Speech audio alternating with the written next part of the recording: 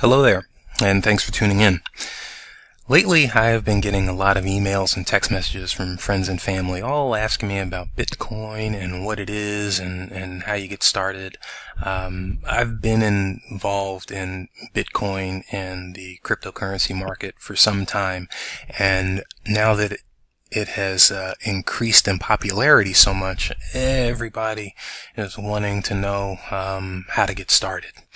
And I've found that I've been repeating myself several times a day. So I decided to put together a real quick presentation to give you a 10,000 foot aerial view of what Bitcoin is and how to get started. I am not going to get into the nuts and bolts of Bitcoin. I'm not going to discuss blockchain or nodes or mining or any of that stuff. If you're interested in how the sausage is made, there's plenty of literature on the web about it. Just Google Bitcoin and knock yourself out. But I think for the layperson who knows zero about cryptocurrency, when they Google Bitcoin, they're hit with a lot of jargon that is just Greek to them, and it is just confusing. So I hope this helps, and I also hope to dispel some myths and misconceptions that I've been hearing a lot over the past few weeks. So I've outlined this in 4 very simple steps. Okay? And the first step is to educate yourself. Right?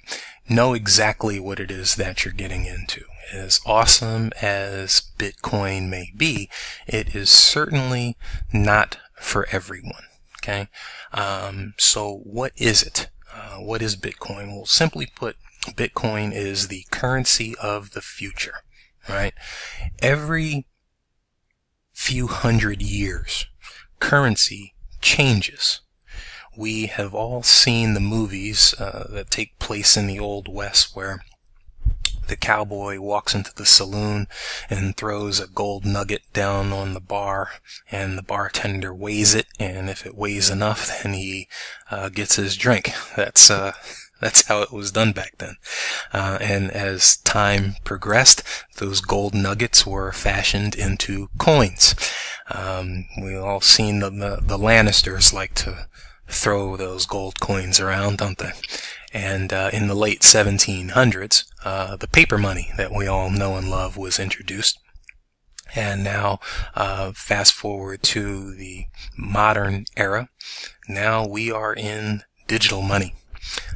Everything is digital now. If you don't believe that, just take a look around. Your television, your internet, your phone, your radio. I'm looking out of my office onto the wall, and my thermostat is digital. So digital is where it's at, and where it's going to continue to go. Now, Bitcoin is very similar to the dollar in a few respects. Okay? Number one, you can earn it just like you can dollars. You can accept it in exchange for goods and services. And contrary to popular belief, you can make purchases with it. I can't believe how many people I've heard say, well, something along the lines of, if you can't buy anything with it, then what's the point? Well, you can buy things with it. In fact, you can buy anything with it. Any place that accepts Visa or MasterCard accepts Bitcoin, whether they know it or not. Just like you have a debit card that has a Visa or MasterCard logo on it, you give it to a merchant, they swipe it, and those funds are extracted from your bank account, right? Well, the same exact thing works with Bitcoin. You get yourself a Bitcoin debit card that has a Visa or MasterCard logo on it, and you give it to a merchant, they swipe it, and the funds are extracted out of your Bitcoin account instead of your bank account. I have bought groceries with Bitcoin. I have paid my bills with Bitcoin. I've gone out to dinner with Bitcoin. In fact, there are people that have purchased homes with Bitcoin, purchased cars with Bitcoin, and even purchased businesses with Bitcoin. So if that's been your reasoning behind being hesitant about getting involved in Bitcoin because you think that you can't buy anything with it, I'll think again. But now, just like Bitcoin is very similar to the dollar, it is also very different. Okay, it is different because it is 100% digital. Now, we have all seen the logo, the gold coin with the B on it. Well, you don't actually get those when you purchase Bitcoin. I'm sure you can find some on the web that are just novelty items that you can probably get for a couple of dollars, but there's no physical thing that you can give to someone. It's 100% digital. But is that really so far from the norm anyway? Right? Isn't money just about digital now anyways, especially with the likes of PayPal and Zelle bringing digital money to the forefront? And the majority of us, we get a paycheck every week that is deposited into direct deposited in most cases to our bank account. We pay our bills online, and then we make purchases with the debit card that's associated with it. So the majority of us never see cash.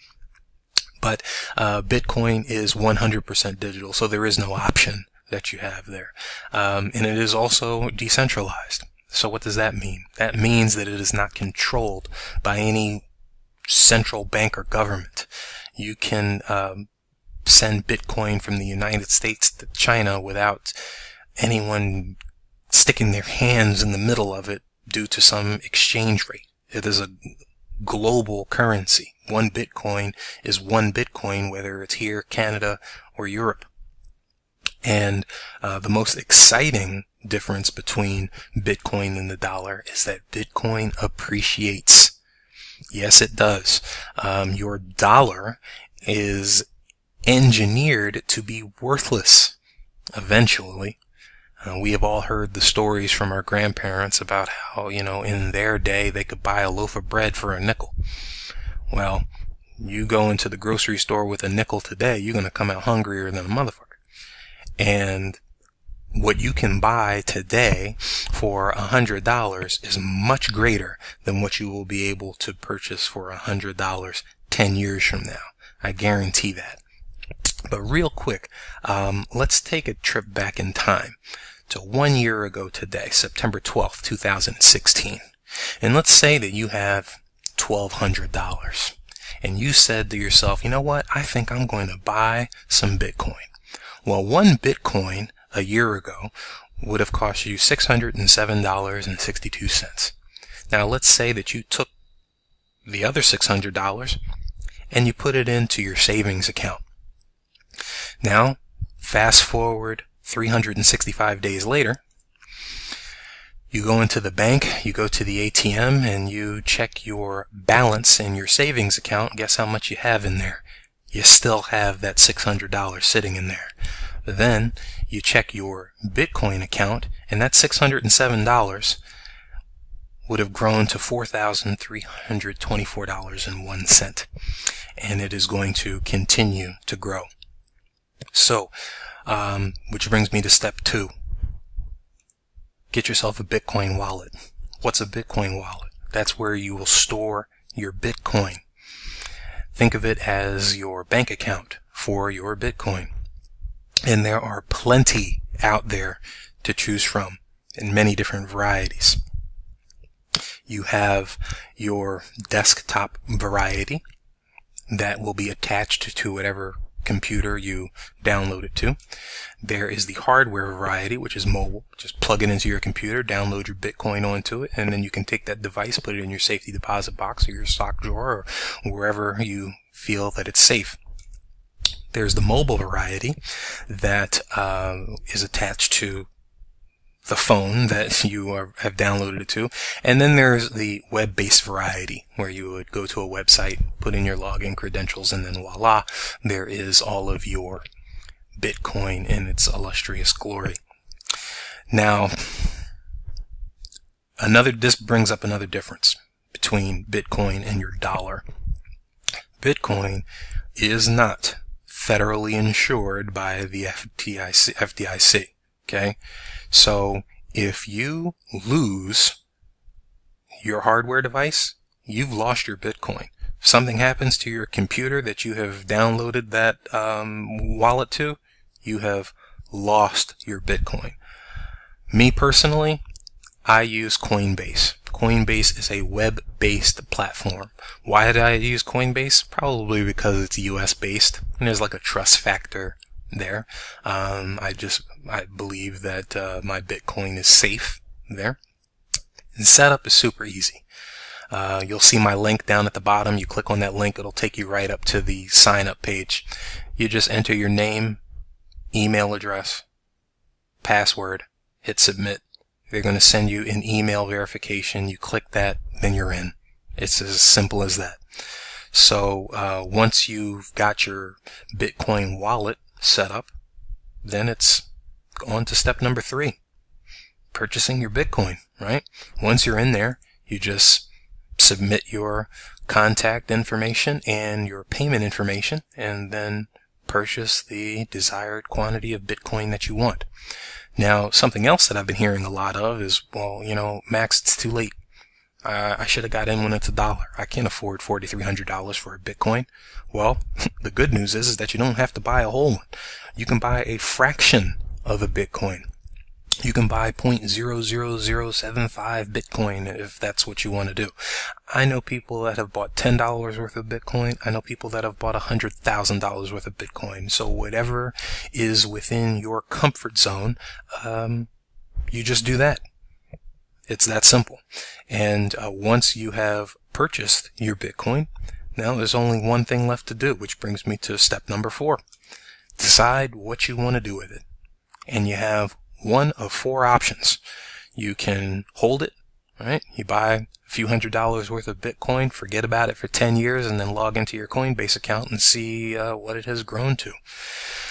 You can trade it on the exchange. You can invest it, and there's a variety of programs out there that you can invest your Bitcoin in and put it to work for you, or you can spend it. I don't know what sense that last one makes, just to go through all of that, just to spend your Bitcoin at Foot Locker. But any of these 3 things are certainly viable options, or you can do all 3, which is what I do. I have significant holdings in Bitcoin. I take a portion of that, excuse me, and put it in the exchange, and the profits that I make from the exchange, I then disperse into a variety of Bitcoin investment accounts. That's just because I diversify, and that's just how I roll. But this piece is a completely separate conversation.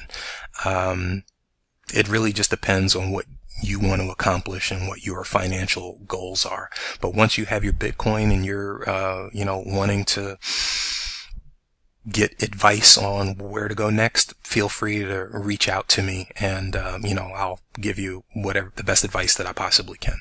But that's really it. It's that simple.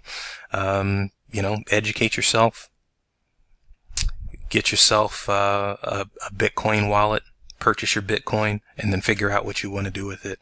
And it's that simple. If you feel that I've missed anything, feel free to reach out to me, and I will answer any questions that you have. But other than that, I thank you for watching, and enjoy the rest of your day.